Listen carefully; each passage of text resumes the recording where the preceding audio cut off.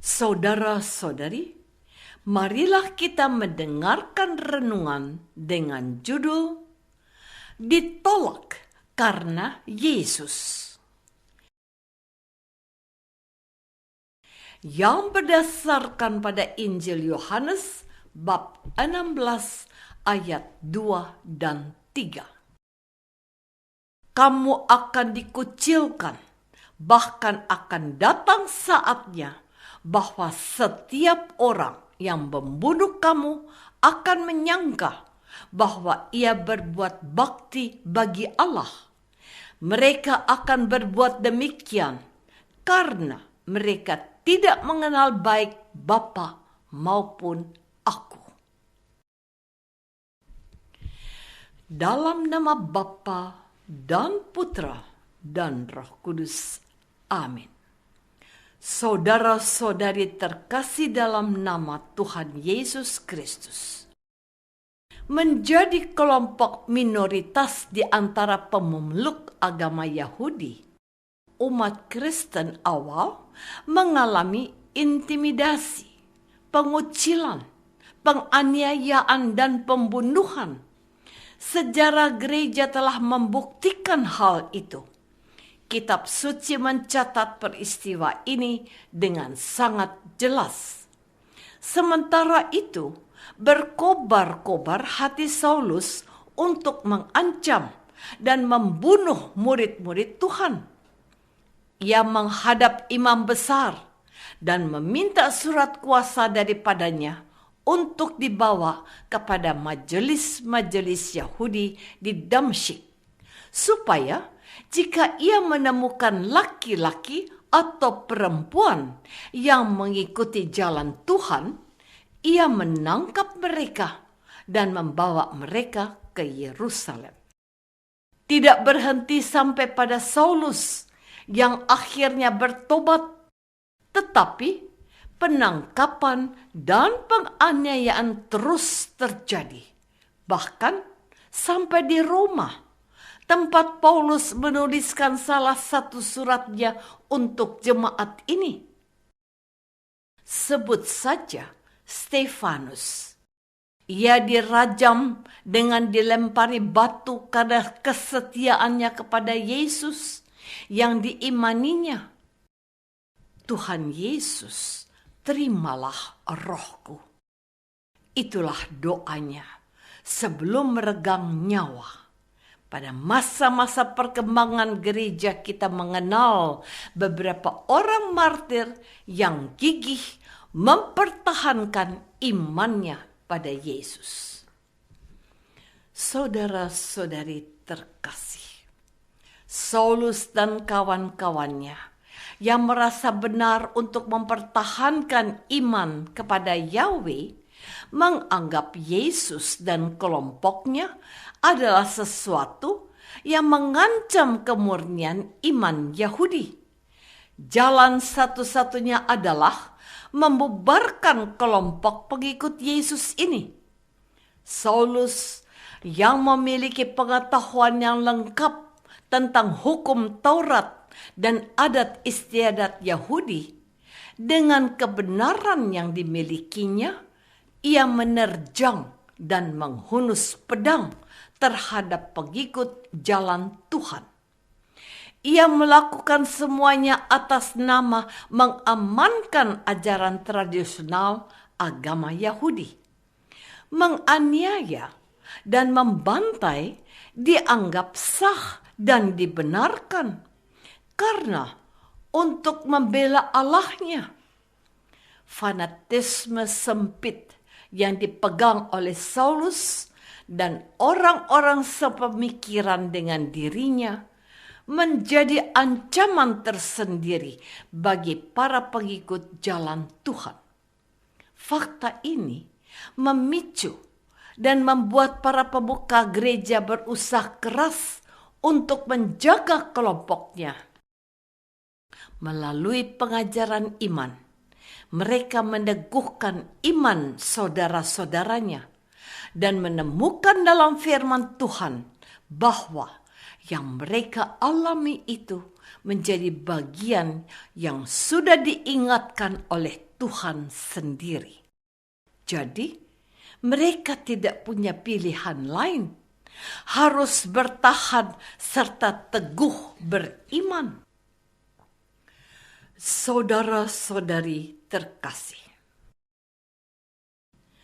di tengah kekacauan ini, ada kesejukan yang datang dari seorang yang sangat disegani dan dihormati kelompok-kelompok dalam masyarakat Yahudi, seperti kaum Farisi, Saduki, dan Eseni. Orang itu adalah seorang guru Yahudi yang bernama Gamaliel.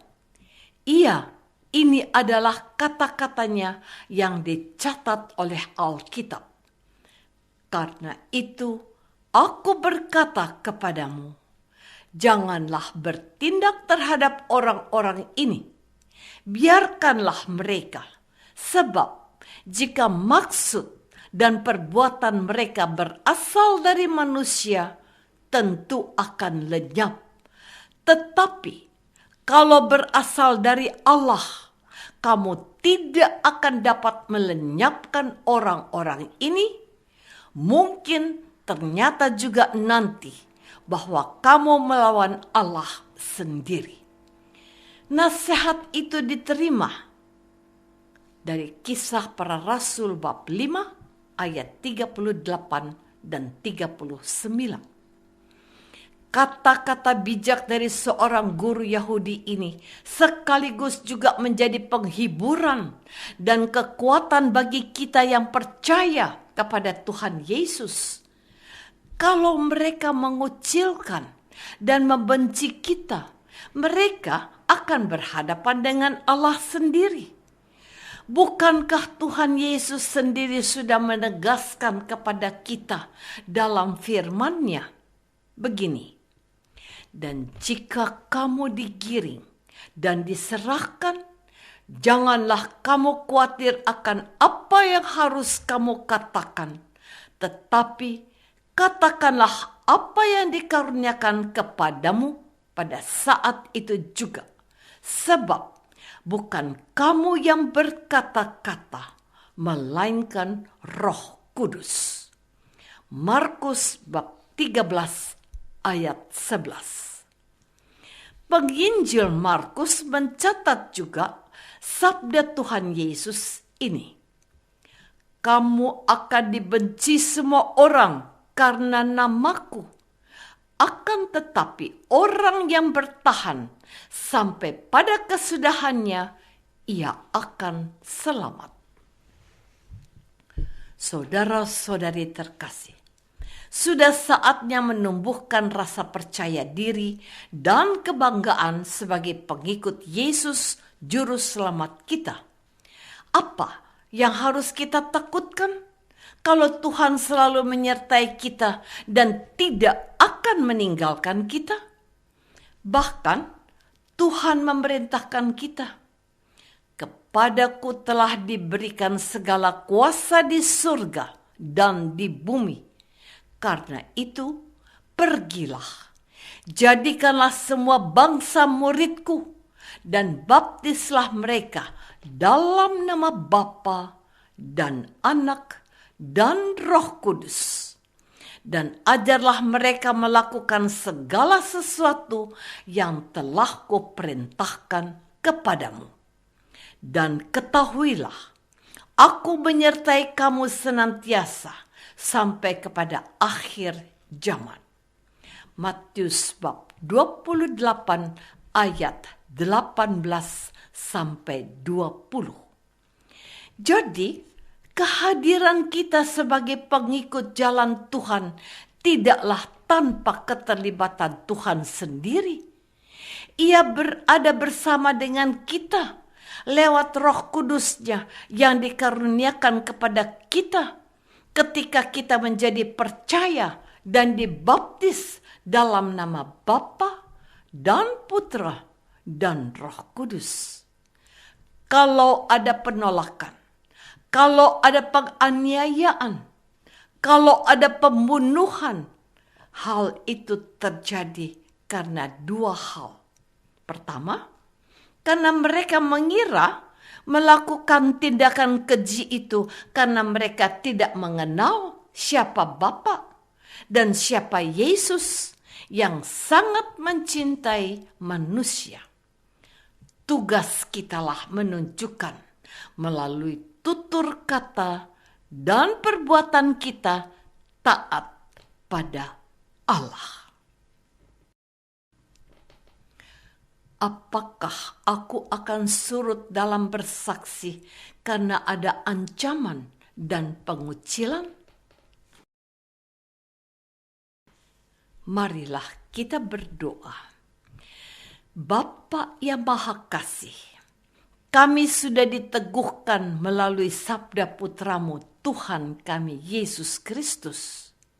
Jangan membiarkan kami gentar untuk bersaksi, melainkan berilah kami kesetiaan untuk terus mewartakan kebaikan-Mu kepada semakin banyak orang, sebab Dialah Kristus Tuhan kami.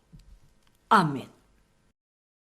Semoga kita semua selalu dinaungi dan dibimbing oleh berkat Allah yang Maha Kuasa, Bapa dan Putra dan Roh Kudus. Amin.